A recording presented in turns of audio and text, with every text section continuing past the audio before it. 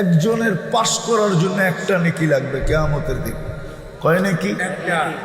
এক নেকি দিলেই কি আল্লাহ বলবে যা নিয়ে আয় কারো কাছ থেকে, সুযোগ দিলাম, সিদ্ধান্ত দিলাম না, দেখ কেউ দেয় কিনা।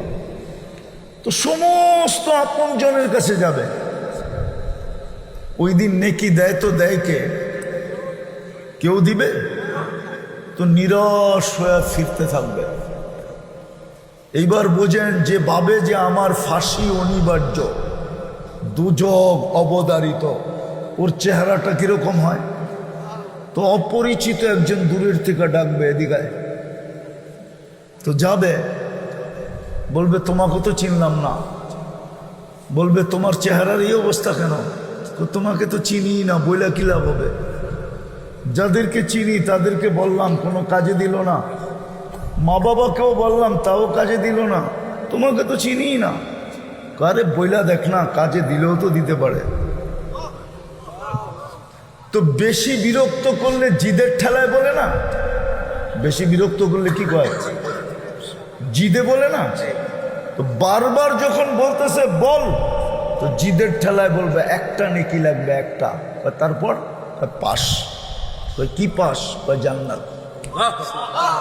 তো জ্যাবের থেকে বাড়ি করে কইব এইলো একটা নেকি। জাহেন থেকে একটা নেকির লেখা চেহারার এই অবস্থা, ওর কি খুশির শেষ থাকবে? তো ছুটবে, দৌড়ে আল্লাহর কাছে যাবে। দেখেন না, জিতার আগে একরকম, জিতা গেলে আরেক রকম, ঠিক না? কি ঠিক না? বুঝছেন তো না বোঝেন নাই? বোঝেন না বোঝেন না? বাংলাদেশের মানুষের স্বভাব জিতার আগে একরকম, জিতার পরে আর চিনি না আপনারা, ঠিক না? হ্যাঁ, চিনি না। তো ও তো জিতা গেছে, ঠিক না? আল্লাহর কাছে যায়া বলতেছে এক নেকি লইছি, তাড়াতাড়ি খাতাটা লন, ফাইলটা লন। আল্লাহ সব জানে, ঠিক না? আল্লাহ মুস্কি মুস্কি হাসবে, আর ও খালি তাড়া দিবে, লন না আমারটা, এক নেকি নিয়ে আইসি না। আল্লাহ বলে তোর নেকি দিল কে? তো কিয়ামতের মাঠে কি আপনি একাই, আর কেউ নাই? আল্লাহ হাসবে আর বলবে যা, যে দিছে ওরে ধরে নিয়ে আসে। তো যা বলবে চল ভাই, চল ভাই, তোকে আল্লাহ ডাকে। তো ও কয় এতক্ষণই তো ভালো ছিলাম, নেকি দিয়ে তো বিপদে পড়লাম, এত সময় পর্যন্ত তো দূরে দাঁড়ানো ছিলাম, সামনে যাইতে হয় নাই, ঠিক না? যখন ডাক আসতো তখন যেতাম, এতক্ষণ তো আরামে আছি, ঠিক না? হ্যাঁ, এতক্ষণ তো আরামে, এখন তো আল্লাহর সামনে দাঁড়াইতে হবে। তো গেছে, কি করবে? আল্লাহ জিজ্ঞেস করছে কিরে নেকি দিলি কেন? ওর ভিতরে ভাব চলে আসছে। কি ভাব বোঝেন? একটু না না অহংকার ভাব, একটু বেড়াগিরি আসছে। আমার তো আছেই একটা, আমার কি কামে লাগবো?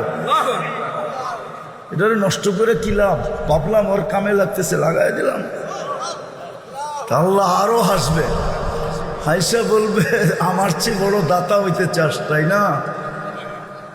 তো যে জিতা গেছে ওকে আল্লাহ বলবে খুজ বিয়াদি আখিকা ওয়াদখুলিল জান্নাহ। জিতছে যে ওকে বলবে ওর হাত ধর, চল দুজন জান্নাতে। আমি আমার চেয়ে বড় দাতা কাউকে হইতে দিব না। বাহানা দিয়া, এক নেকির বাহানা দিয়া পার করায়। মান কাল্লামাহুল্লাহু লাম ইউআযিব। যার সাথে আল্লাহ কথা বলে ওকে শাস্তি দেয়। উচিত ছিল এই উম্মতের প্রত্যেকের কোরআন পড়া, বুড়া বয়সেও পড়া উচিত ছিল, না পারলেও পড়তে থাকা উচিত ছিল। কেননা কোরআন পড়া মানি আল্লাহ কথা বলে। কে? কে? আর আল্লাহ যার সাথে কথা বলে তাকে শাস্তি শাস্তি শাস্তি। কেননা আল্লাহর একটা দাম আছে না? দাম নাই? হ্যাঁ হ্যাঁ, হায় হায়, কয় না বাংলায়, তোর লোকে মুখ লাগায় কে, আমার মুখের দাম নাই। আপনাকে মমিষিকে মনে হয় বলে না, ঠিক না? তোর সাথে মুখ লাগায় কে, মুখ লাগানো বোঝেন মানে তোর সাথে কথা বলে কে, আমার একটা দাম নাই, আমি যার তার সাথে কথা বলবো, ঠিক না? তা আল্লাহ যার সাথে কথা বলে, কিন্তু কোরআন তো ছুঁয়েও দেখে না। তওবা করবেন? আজকের থেকে ছুঁইবেন কোরআন? কে কে ডেলি কোরআন নিবেন আর একটা চুমা দিয়া বুকে লাগায় রেখা দিবেন? পাক্কা? যুবকরা কি বলে? যুবকরা নামাও, যুবক ডেলি কোরআনটা নেও, একটা চুমা দাও, বুকে লাগাও, কোরআন তোমাকে দামি বানায় দিবে। দামি পরশ পাথর যেরকম লোহায় লাগলে লোহা সোনা হয়, রব্বে কাবার কসম যে ডেলি কোরআনকে চুমা দেয়, কোরআন তাকে সোনা বানায় দেয়। সোনা, দুনিয়ার সোনা মানুষ টাকা দিয়া কিনে, কাগজ দিয়া কিনে, আর কোরআন যাকে সোনা বানায় ওকে আল্লাহ জান্নাত দিয়া কিনে। জান্নাত, আমার কথা মাইনা নেন, ওকে আল্লাহ জান্নাত দিয়া কিনে। কি দিয়া? কি দিয়া কিনে? জান্নাত দিয়া কিনে ওকে আল্লাহ জান্নাত দিয়া। তো যেটা বলতেছিলাম, আবার শুরুতে চলে যাই। দুনিয়ায় মানুষ বংশ দিয়া দামি হতে পারে, আমি মানি, কিন্তু আল্লাহর কাছে না। এরিয়া দিয়া দামি হতে পারে, দুনিয়াতে দামি হতে পারে সোসাইটি দিয়া, কিন্তু আল্লাহর কাছে না। আল্লাহর কাছে দামি হবে যে আল্লাহর হুকুম যত মানবে। কার হুকুম? কার হুকুম? প্রত্যেক বাড়ির থেকে কোরআনের চিৎকার আসতেছে। আল্লাহ যদি আমাকে আধ্যাত্মিক শক্তি দিত, তাইলে আমি এই মাউথ এই রাস্তার ভিতরে লাগায়া মানুষকে শোনায়া দিতাম যে কোরআন বদদুয়া করতেছে, চিৎকার দিয়া দিয়া, যে আল্লাহ কাদেরকে দিলা, কাদেরকে তুমি কালাম দিলা, তোমার কালাম কোরআন কাদেরকে দিলা, তুমি কথা বলার জন্য দিলা। মুসা আলাইহিস সালাম কথা বলতো আল্লাহর সাথে, আল্লাহ কথা বলতেন মুসা আলাইহিস সালামের সাথে। তো এই উম্মতকে কথা বলার জন্য নামাজ দিলেন। 90% মুসলমান নামাজ পড়ে না, আল্লাহর সাথে কথা বলার জন্য নামাজ দিলেন। মুসল্লি ইউনাজি রব্বা, 23 ঘন্টা নামাজ কথা বলার অনুমতি দিলেন। মুসা আলাইহিস সালামকে শুধু সামান্য সময় কথা বলার অনুমতি দিতেন, তাও তুর পাহাড়ে আসতে হতো, সময় মতো আসতে হতো। আর এই উম্মত ইচ্ছা করলে 23 ঘন্টা টানা কথা বলতে পারে। কত? 23 ঘন্টা। শুধু 3 মাকরু ওয়াক্তের ভিতরে না হইলেই হলো, সূর্য উঠার সময়, সূর্য ডুবার সময়, আর মাথার উপরে যখন আসে। 20 মিনিট, 1 ঘন্টা, 3 20 60, এই 1 ঘন্টা শুধু কথা বলার জন্য বারণ রাখছেন, বাকি 23 ঘন্টা কথা বলার সুযোগ দিচ্ছেন। 23 ঘন্টার আমি যখন তুর পাহাড় দেখতে গেছি, তা আমার মনে হয়েছিল তুর পাহাড় থেকে আমাকে এই আওয়াজই দেওয়া হইতেছে যে মুসা আলাইহিস সালাম তো কথা বলতে পারতেন সীমিত সময়, ডেলি একবার, তাও সীমিত সময়, নির্দিষ্ট সময়। কথার মাত্রা ছিল, তোর জন্য তো কথার কোনো মাত্রা নাই। তুই তো ইচ্ছা করলে 23 ঘন্টা কথা বলতে পারিস। তুই তোর পাহাড় দেখে আশ্চর্যান্বিত হস তো হস কেন? ওই উম্মত তো 90% নামাজ পড়ে না। আল্লাহ কথা বলার জন্য কালাম দিলেন, কালামুল্লাহ। বলতে থাক, আমি কথা বলতে থাকবো। আমার ফতোয়া না, আলী রাদিয়াল্লাহু তাআলা আনহুর ফতোয়া। মান ইউরিদু আন ইয়াতাকাল্লামা মাহু, মান ইউরিদু আন ইয়াতাকাল্লামা আল্লাহু মাআহু ফালিয়াতলুল কুরআনাল কারীম। যে চায় আল্লাহ তার সাথে কথা বলুক, সে যেন কোরআন পড়ে। না আল্লাহর কথা না, আল্লাহর কালাম না। হ্যাঁ, আলিফ লাম মিম কে বলছে? কে বলতেছে? যালিকাল কিতাবু লা রাইবা ফি, কে বলতেছে? হুদাল লিল মুত্তাকিন, কে বলতেছে? আল্লাহ কথা বলতেছে। ওলামা মানবে কিনা জানি না আমি, মানবে ইনশাআল্লাহ। মাইয়া তাকাল্লাম মাহু, যার সাথে আল্লাহ কথা বলে, মান কাল্লামাহুল্লাহ লাম ইউআযিব, যার সাথে আল্লাহ কথা বলে তাকে শাস্তি দিবে না। কোনো না কোনো বাহানায় পার করায় দিবে। প্রতিদিন 32 রাকাতে তুমি আমার কাছে চাইতে থাকো, ইহদিনাস সিরাতাল মুস্তাকিম। কখনো ইমামের মাধ্যমে চাও, কখনো তুমি ডাইরেক্ট চাও। 24 ঘন্টায় তোমরা 32 বার আমার কাছে চাইতে থাকো, ইহদিনাস সিরাতাল মুস্তাকিম। আমার বন্ধুর রঙে রঙিন হতে দেরি, আমি ওই হেদায়েতের মালা তোমার গলায় পড়ায় দিতে দেরি করব না। এই জন্য তো কোরআন বলে ইনতুতিউহু তাহতাদু। তো যেটা বুঝাইতেছিলাম, আসল উদ্দেশ্য হলো আল্লাহর কাছে দামি হওয়া, চিরদিনের দামি। জান্নাত খোলার সময় নাই, নাইলে যুবক খোলা যেত, দেখানো যেত জান্নাত কি জিনিস। শুধু শুধু তো বলেন নাই, উতলুবিল জান্নাতা জাহাদাকুম। আল্লাহ রসুল বলছেন, সব কিছু লুটায়া দেওয়ার পরেও যদি তোর জানটাও দিয়া দিতে হয়, ও আমার উম্মত, অনুরোধ তোমাদের কাছে, জানটাও দিয়া দাও, তারপরও যদি জান্নাত মিলে তো নিয়ে নাও। কেননা আমি চোখে দেখা ঈসা বলতেছি। কি কে চোখে দেখছে? মুহাম্মাদুর রাসূলুল্লাহ। কে? মুহাম্মাদুর, আরে পুরা বলেন মুহাম্মাদুর। মুহাম্মাদুর রাসূলুল্লাহ বললে 120 নেকি পাবেন, 120 নেকি। হ্যাঁ, শুধু মুহাম্মদ বললে 40 নেকি পাবেন।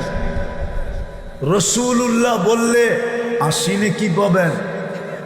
আর শুধু মুহাম্মদ বলা বেয়াদবি, মুহাম্মদ সাল্লাল্লাহু আলাইহি ওয়াসাল্লাম বলা বেয়াদবি।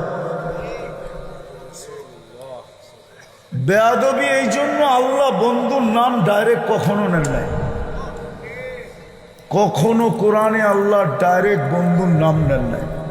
বন্ধুকে কখনো নাম ধরে ডাকেন নাই, কোথাও নাই। বন্ধুকে আল্লাহ নাম ধরে, এই জন্য মালিক রহমতুল্লাহ আলাইহি বলছেন, সবচেয়ে বড় আদব হলো, আজকে আমরা নবীর আদবও জানি। এই জন্যই তো আমাদের এই দুরবস্থা, নাইলে উম্মতে মুহাম্মদীর দুরবস্থা। উম্মতে মুহাম্মদী। আচ্ছা বলেন তো, কোন প্রোগ্রামে সবার খাওয়া যখন শেষ হয়ে যায়, আর যে বাড়তে থাকে, একে কি বলে আপনাদের ভাষায়? বাবর না, যে সবাইকে দিতে থাকে, বাবরচি তো পাকাইতে থাকে, শাহিদার, ঠিক না? সবার খাওয়া শেষ হইলে শাহিদার পুরা পাতিল নিয়ে বসে না? আর তো কেউ নাই, সে কি নিয়ে বসবে?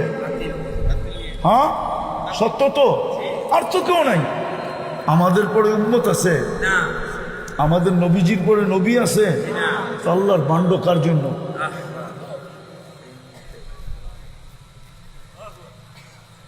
আল্লাহর।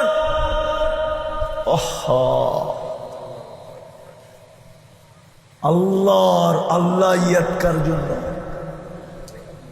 এই উম্মতের জন্য, এই উম্মতের জন্য।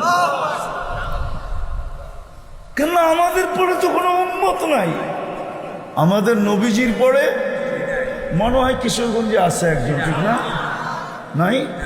সত্য তো না মিয়া, আরে মানে না তো। আমাদের নবীজির পরে নবী আছে? হ্যাঁ, পাক্কা? কে কে মানেন আমাদের নবীজির পরে নবী নাই? ওয়াদা? যদি কেউ বলে আসে কি খালি কাফের কইবেন? দূর মিয়া, কাফের কয়ে কি লাভ হইব? দূর। হ্যাঁ, কাফের কয়া কি লাভ হইব? বইলা কোনো লাভ হইব? আরে আপনার জীবনই তো করেন না, আপনি আরেকটা কেমনে করবেন? আপনার জীবনই তো আপনি করতে পারেন না, আপনি আরেক জীবনে কি করে করবেন? আজকে যদি উম্মত নবীকে চিনার মতো চিনত, মানার মতো মানত, তাইলে রব্বে কাবার কসম,